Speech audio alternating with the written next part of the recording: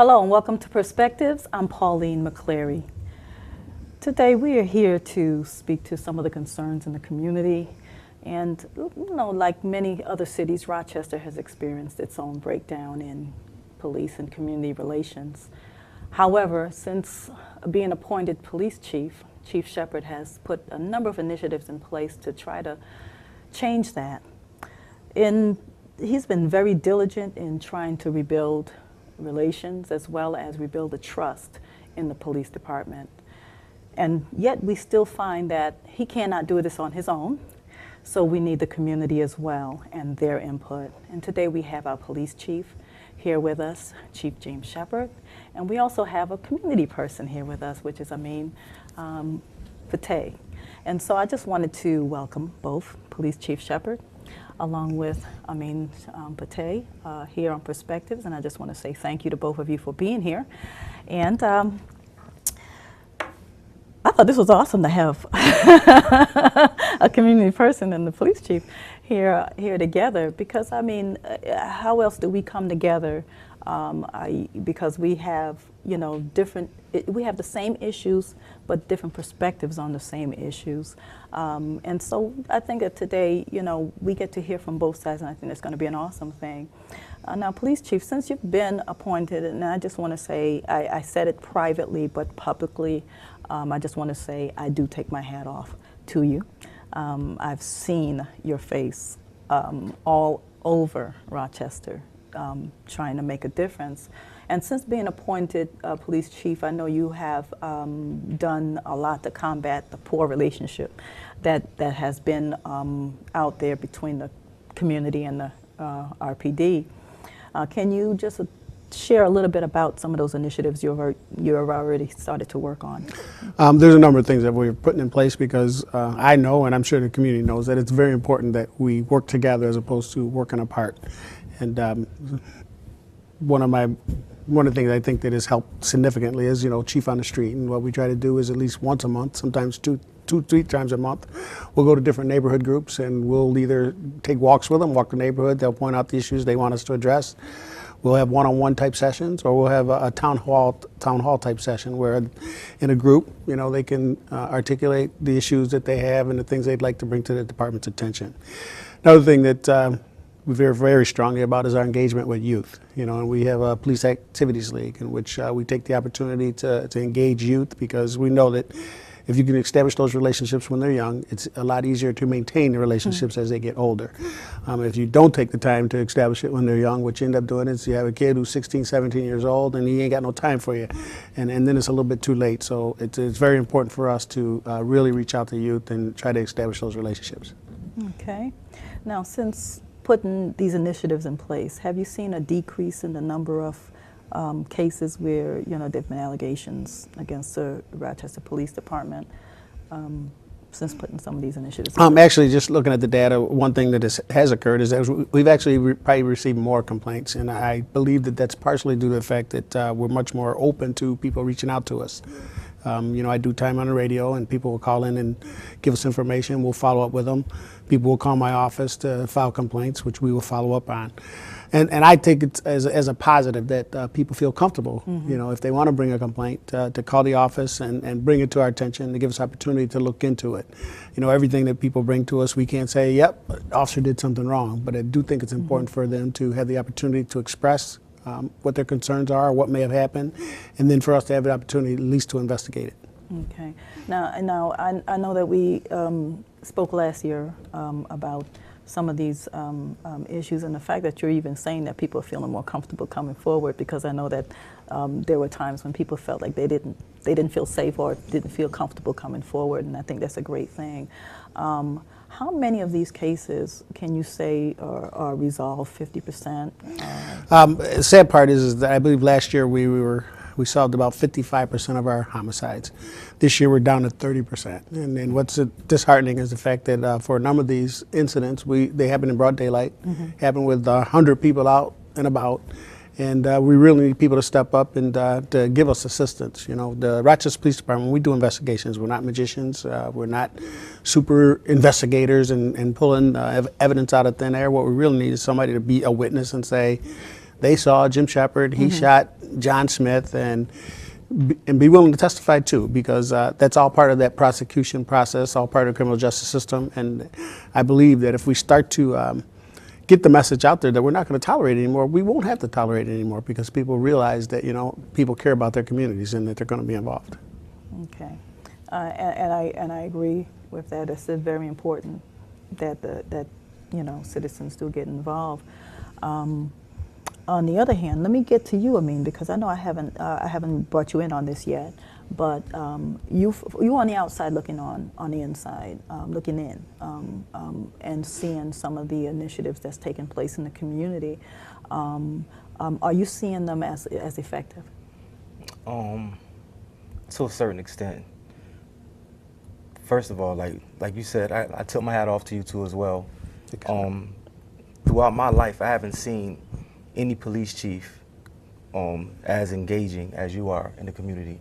I haven't seen like as many, aside from Duffy. Duffy was engaging, but I haven't seen him in the barbershops and the things that you're doing, like the little things that count to the little people that they consider themselves.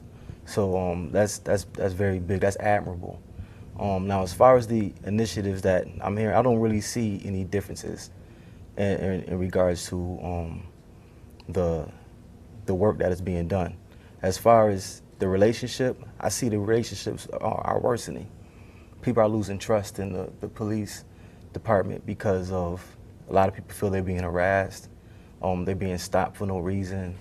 People be driving and they have tinted windows, and you know, like the tinted windows be not even, they don't even be the percentage that they say that is, it don't be the percentage that to get dropped, to get pulled over, but they pull it over to say it's probable cause to pull them over to see if they can find something.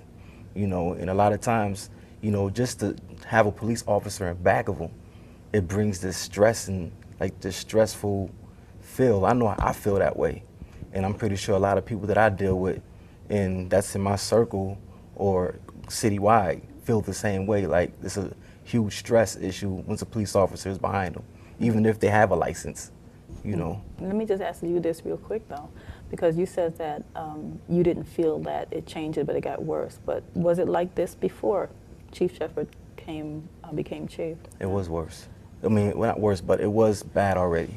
Okay. But like the tension between the police department and the people, the relation, like, it's getting worse. It's not getting stronger. It's getting weaker because people are losing faith in the police department as a whole. Okay, so some people believe, but I'm not gonna. I don't want to cut you off. I just want to say, okay, so that's your experience for you. Indeed. Okay, can you say why? Well, I've been through a couple of situations. I have a checkered past. Don't get me wrong. I have done things in the past that that was against the law.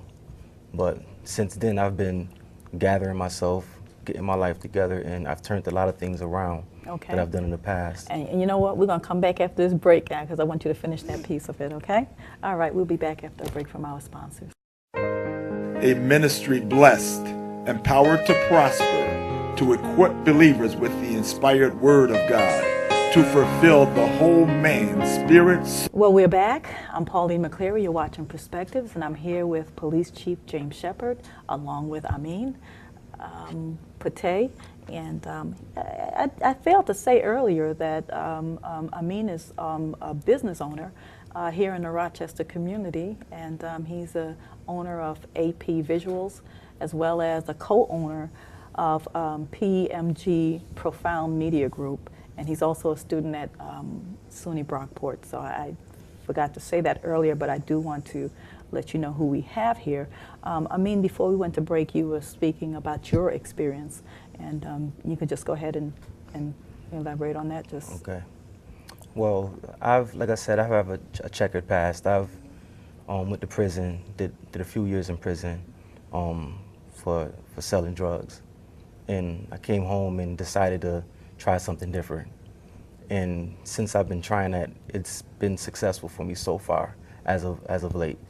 But it's a challenge too, because you know there were times where I have altercations with the police, and I felt I was racially profiled. One incident happened. I was coming home from school in December, and I'm pulling up in my driveway. Now, mind you, my school is in Brockport. As soon as I pull up in my driveway, I'm walking to the doorstep of my house, and the police pulls over, looks at me, and said, "Can I talk to you for a minute?" I said, "What's up?" Mind you, I got school books in my hand, my book bag, and I had my iPad in my hand. And I said, "What's the problem?" He says, "You fit the description of someone that just robbed CVS down the street." And I said, "I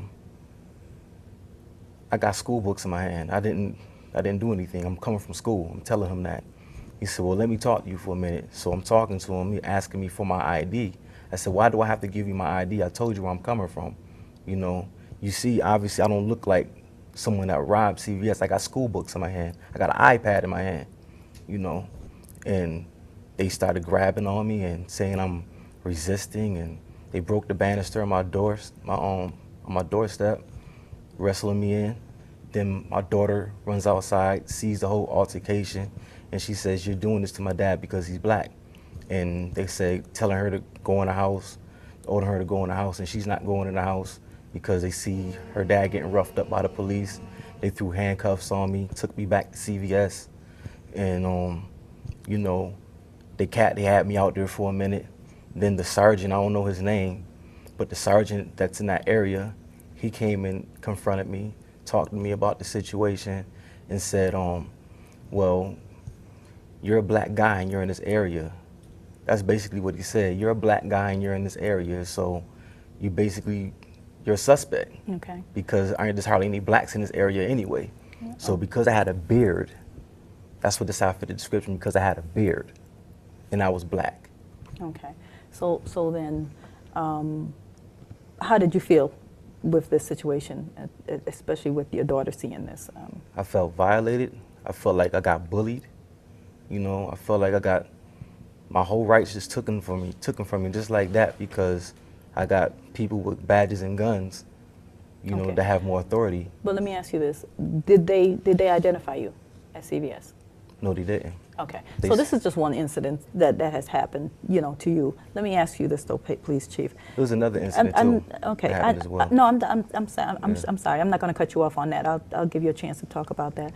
But let me ask you, what should he do in a case like this? What can a citizen do in a case like this when this happens to them? You know, in the scenario that he describes, I think there's a number of factors in play. You know, if we get a description, you know, and I know a lot of times what we're going to get is we're going to get somebody gets robbed, that they're going to say it was a black male. They're going to say he's 5'8". He's going to wear a white T-shirt. He's going to have on a baseball cap, and he's going to have on jeans, or he's going to have on shorts. And a lot of people fit that description. But in part of our job is to engage those people, because, you know, whether it was him or somebody looked like him or somebody close or not close, it's part of our investigative stuff. We're going to stop that person. We're going to engage. If we think that he matches the description we're given, we're going to bring him back to see if that person can ID him. However, if you think that the engagement was unprofessional or discourteous, what I would ask is that you do call our professional standards section. You know, the number's 428-7131. Give us a call, file that complaint. You know, a lot of times people feel like if they do file a complaint, you know, ain't nothing going to happen anyway. But the fact of the matter is that we do an investigation. That's number one. Number two is sometimes, even though we may not be able to say that what is alleged actually occurred, what we can start to develop is like a pattern. You know, if Jim Sheppard, every time he stops somebody and he's harassing them, or he talks to them in another way, or he's calling them derogatory terms, I may not be able to confirm that he did that to him, but if I start to see that pattern and it's happening where a lot of people are telling me the same things, you know, obviously where there's smoke, there's fire. So that gives me something that I have to address. Okay, so you recommend that the people do contact you and give a name of the police officers involved. And that's key. I'm glad you brought that up too, because, you know, a lot of times people talk about the police, and they'll talk about it like because we got that blue uniform on that we're all the same. And the reality is we are different people. We all have names. We all have badge numbers. We all have different ranks. And those are the things that we need to know. We all drive different cars, you know, and so rather than say something happened, you know, give some specifics. You know, he was driving car W86. He was a black male, 6'2", with a mustache. You know, give it. His name was R. and Johnson. Whatever it is, just give us more information so we can follow up. Okay. I mean, when that happened to you, did they fill out a report? They gave me, they filled the report out and gave it to me, and it was totally different from what happened. Left a lot of details out that happened, Okay. you know. So, all right. So is this common though, Police Chief, where they have to pretty much put certain things in the report to make sure that if there is a case or if there is a problem that it sticks or what? Because I've heard a number of cases like this. In terms of what he described, and I'm going to assume he wasn't arrested for robbing the CVS. Let's start with that. My interpretation is that they brought him back. Whoever was robbed said that's not the person who robbed me. However, at the initial encounter with him, if they felt that one, he was uncooperative, or if they felt that he wasn't willingly going to go back with them, they were going to detain him based on the description that they had. If they did do any documentation, and I don't know if and I'll ask, were you arrested like for disorderly conduct, or are they saying were you arrested for something as a result of that encounter? I didn't get arrested. They said that, this is what they said. They said that the guy ran from CVS with a bag full of cartons of cigarettes. I had school books in my hand and an iPad. That alone should have eliminated me from a description of a person running from CVS. And I got out of my van. CVS is right down the street from my house. I got out of a van and parked, and walked to my house with school books in my hand and an iPad. Those are two totally different, distinct descriptions, especially when you say he got a bag, carton of cigarettes. Okay. He ran out of CVS with a bag of cigarettes. So, so you were not arrested, but a report was filed, and you have that report. Now, did you file a complaint? No, I didn't. You didn't. Okay. So then the police chief would never ever get a record that something happened. I spoke to Adam or that you McFadden, felt. Adam McFadden, he actually contacted me on Facebook the next day, and we were going to pursue a complaint. And I'm gonna keep it real, like, on my behalf, I didn't pursue it because I had so much going on. You know what I'm saying? Okay. But Well, I regret it because sorry. something else, other things happened afterwards, like, I was a suspect, so to speak. I turned into a suspect of a murder. Oh, okay. Well, what? I'm going to have you just to speak to that in a minute. We're going to go to break, and we'll be back. This is how fast the show is moving. Okay. We'll be back after a word from our sponsors. Home Care Rochester, providing the greater Rochester community in upstate New York with medical and practical care services for nearly 35 years. HCR is certified and licensed to provide service to patients receiving medication. Well, we're back. I'm Pauline McCleary, and you're watching Perspectives. Now, before you go on, I just want to ask Police Chief, as a regular citizen, someone like Amen, does he have the right to not go with the police if they engage him, especially if he felt he did not do anything wrong? And that's an excellent question that you ask. And it's not so much what he feels, it's what information we have. And then when he described the incident, he talks about a robbery that occurred at CVS. He talks about a description that was given to the officers. They encounter him and they tell him that basically that's why they even encountered him, in terms of believing that he matched the description from that event. So we are going to detain you one way or the other. We're going to detain you. What our preference will be is we ask you, sir, could you step into the car? We'd like to take you back. And if there's an identification, you're going to go to jail. If they say it's not you, we're going to let you go. That's the basis of that stop. So under those circumstances, we have pretty much a reasonable suspicion that you may be involved in that crime, and we have the right to stop you and detain you. Okay. Now, on a regular basis, if it doesn't have anything to do with anything, just I see you walking down the street and I want to stop you, and I have no information, I have no reasonable suspicion, you haven't done anything, now that changes it a little bit, and your rights kick in, and you have the right to continue to walk on. Okay. All right. Did you feel like they were respectful when they detained you, when they stopped you? No, they weren't. They was saying a lot of things, like, I told them I was coming from school, and they told me that I need to be in school longer, and like saying stuff like that. You know what I'm saying? Like, you need to They told you need to be in school longer? Yeah, because I'm telling them I know my rights. You shouldn't be doing this, Okay. How do I fit the description? I'm telling you where I'm coming from and all that, like, why is you doing this to me or whatever? And they basically was like saying that you need more education to learn the law, something like that. Okay. So of that nature. All right. Now, we're aware that, you know, in every city, especially the size of Rochester and beyond, we have different kinds of situations happening. I know we've had a number of murders in Rochester this year, and zero tolerance is one of those things that's in place, and the stop and frisk also is in place now. Does this fall under stop and frisk? No, it doesn't. I mean, you know, based on what he described, is there was, and I think that he's saying that this event occurred. You know, it's like Okay. they didn't make up the fact that a robbery occurred. They're saying a robbery occurred at CVS. They took him back there to CVS to see if he was the one who did it. So that's not a stop and frisk. That's basically a possible robbery suspect that Right. they've encountered based on the description. Okay. In terms of zero tolerance, and I'll say this right up front, I don't embrace zero tolerance because I don't think it's what this city needs. I don't think it's what the citizens of this city need. And I think Okay. for us to talk about engagement and establishing relationships, that's going to separate us from the community that we serve. That was my next question. Could be because it is pretty much having a negative impact. Do you believe that that it is having a negative impact on the relationship between the citizens and the police department? Most definitely. It's gonna create tension. Okay. People gonna be paranoid when they see the police Okay. every time they see them. Okay. Let me ask you. You said you had another incident that happened after that. What was that? Well, there was a murder that happened at the Bug Jar just recently in July. And was it July or June? No, June.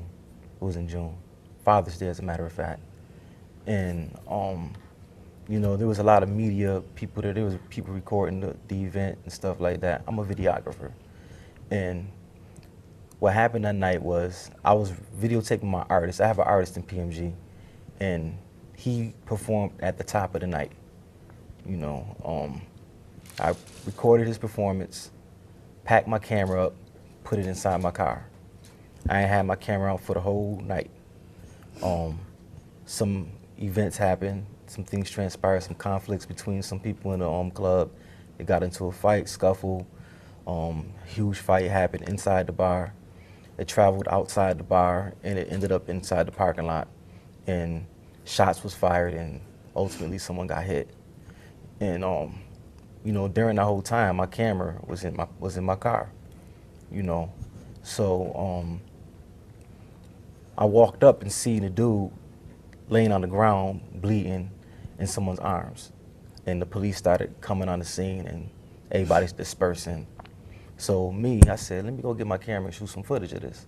You know, so I went and got my camera, and by the time I get my camera, like, the scene was just pretty much clear. And I'm walking up to the person that got shot, as well as everybody else that was surrounding him with the police, and the police telling me to back up, or whatever. So that happened that night. And the next day, the police came to my house asking me for footage of the event. They said they heard I got the shooting on tape or something like that. So I showed them what I had.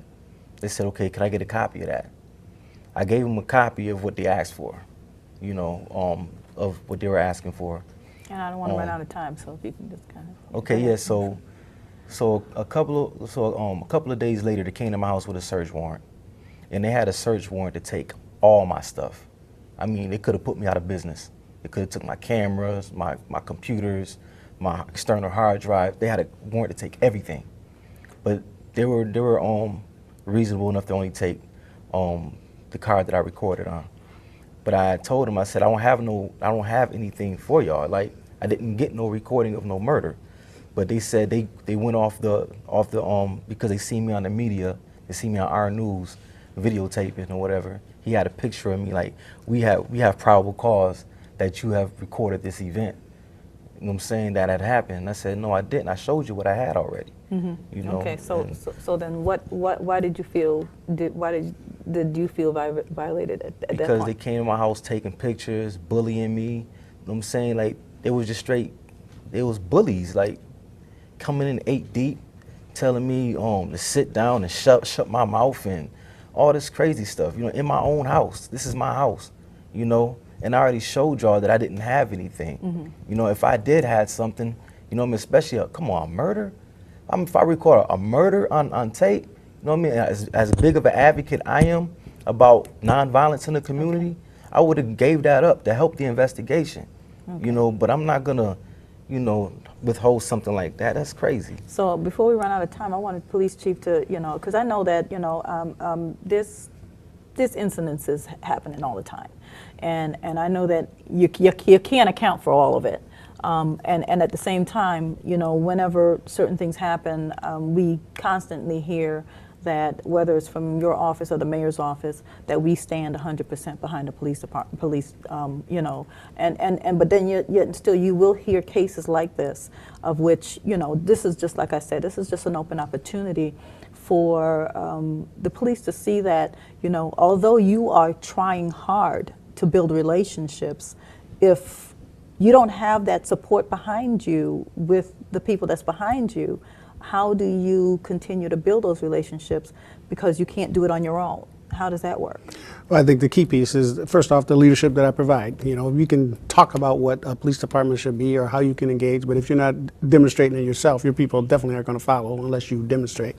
And so that's why I strive so hard to be out in the community, to be engaging with the community, to police in the spirit of service. You know, in terms of specific incidents, you know, and you know, a lot of times what you'll hear is obviously, you know, his viewpoint is it's tied to his emotions and what he felt at the time. But you know, he talked about the fact that he came with a search warrant. Well, the fact that we came with a search warrant means that it no longer was the police department making that determination. They went to a judge and said, listen, this is the evidence that we have, and he issued that search warrant based on the facts that were presented to him. You know, and when you have that type of situation, I can say this, you know, if we knew that the media had been there when that event occurred, we'd have went and got a search warrant and took their video too, because that may have helped that investigation. So, I mean, I understand his point in terms of, you know, feeling, you know, violated in terms of having them come and want to take what he has so that it may be evidence. And we don't know what he has, you know, and there's a lot of times where people say, I don't have anything, and they do have something. So we're going to do a thorough investigation, and that was part of it. But again, like I said, I do encourage people that when they feel that they've had a bad encounter with the police department, that they do file a complaint. Whether you call our professional standards section at the number I gave you, or you can call the chief's office, 428-7033, and let us follow up. Because if we don't get the information, and it's just something that stays within the word of mouth, and you know, you tell your friend, and that they tell somebody else, it just spreads through the grapevine, as opposed to giving us the opportunity to address those things and change that behavior possibly. Okay, well, Police Chief, I just want to say thank you so much for being on Perspectives. And Can I say something? Yes, you can. Sir. Another thing too, I wanted to say as well. You have a hard job. You are in the middle. You slap dead in the middle, in trying to mend this relationship. So your job is very hard. You're gonna have a lot of fingers pointed at you, a lot of criticism and stuff like that. But ultimately, you know, I don't have any issues with good police. I have issues with corrupt police. Those that's the people I have a problem with. As far as those that who are out there doing a job, they have a hard job to do. It's very dangerous. You know, they putting their lives at risk for the safety of the city. That's very admirable. You know, but when you have certain police officers that are giving the whole department a bad name, I feel that they need to be exposed and eliminated, basically to help establish the. You mean fired, right? Terminated. I think that's pretty much terminated. Terminated, yeah. Okay. All right. We just want to make sure we got that clear. Okay. Not exterminated. We don't want Homeland Security up in here. None of that. But okay. None of that. But thank you again. I appreciate you coming on and sharing your story with the community. And Police Chief, thank you so much. I believe that, you know, if anything, you know, we get to see that, you know, there are different perspectives, but you see the Police Chief's perspective, and you see Amin's perspective on his experience as well.